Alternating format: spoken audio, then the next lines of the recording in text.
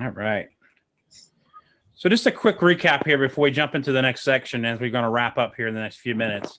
If you want to win with people, all you have to do is these 5. So we kind of encompass all these 5 steps that we just talked about. The person who wins with people wins in life. So this goes beyond leadership. We have to be able to win with people. We have to be able to win the hearts of people if we're going to be successful. Whether you're a leader, whether you're running a business, whether it's, going to be Yasmin running the bakery, she's going to have to learn to be good with people. She's got to build a customer base. She's got to build the relationships. Abbas, I know you're an entrepreneur. You're going to have to be good with building the encouraging your employees and building your client base. And we have to find ways to activate those parts of our lives successfully. So the second piece I want to go through, and we're going to move a little quicker through this so we can wrap this up, is ways to win people over.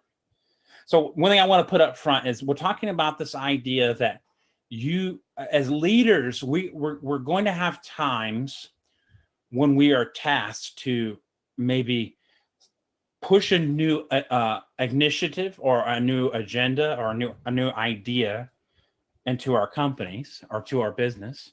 I'll give you an example.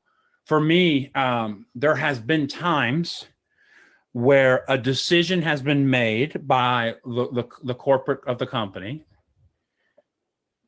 and maybe I don't think that's the best decision, or maybe I know that, I understand why the decision was made, but I know that it may not be received well from the employees. So now I have to find an ability to try to win people back over to at least an understanding of where we're going. So the first thing I want to say up front is, I always say this when we talk about this in influencing mindset, I'm not talking about manipulation.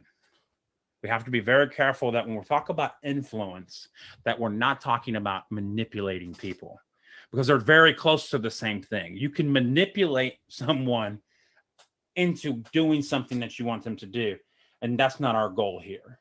Our goal here is to be able to bring people to our side of viewpoint, bringing them to our side of how we need them to see things, so that they can be successful and we can be successful.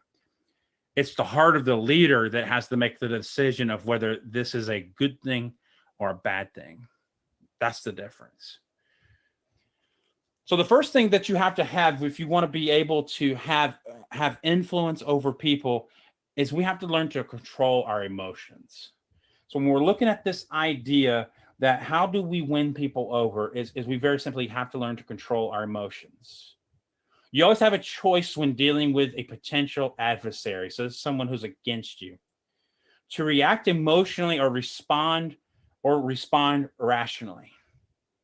So when you're going through a potential area of conflict where you're trying to bring someone over to your point of view, the most important thing you can do is really control your emotions. Also, the worst thing you could do is lose your emotions. I've seen so many people in important meetings that they were in good shape and they were making their point and they were moving towards success until their emotions got the better of them. And when they became emotional, the situation began to just crumble and fall apart, and it was a disaster. It can be a nightmare. When people get emotional, I've even seen situations where people get emotional. Everybody in the room is extremely uncomfortable, and you do not make decisions well when you are emotional.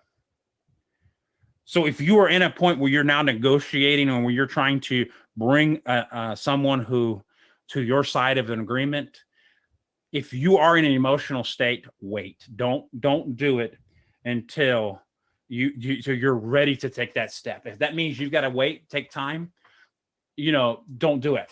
There's been many a times when I've had employees do stupid stuff, make really stupid mistakes, and I'm angry.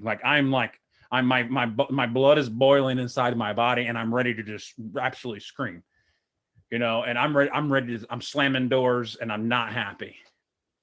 But that is not the time for me to pull that employee in the office and have the conversation. I've got to bring myself back down, and I've got to have my emotions under control before I have that conversation. We have to have that responsibility, not no one else.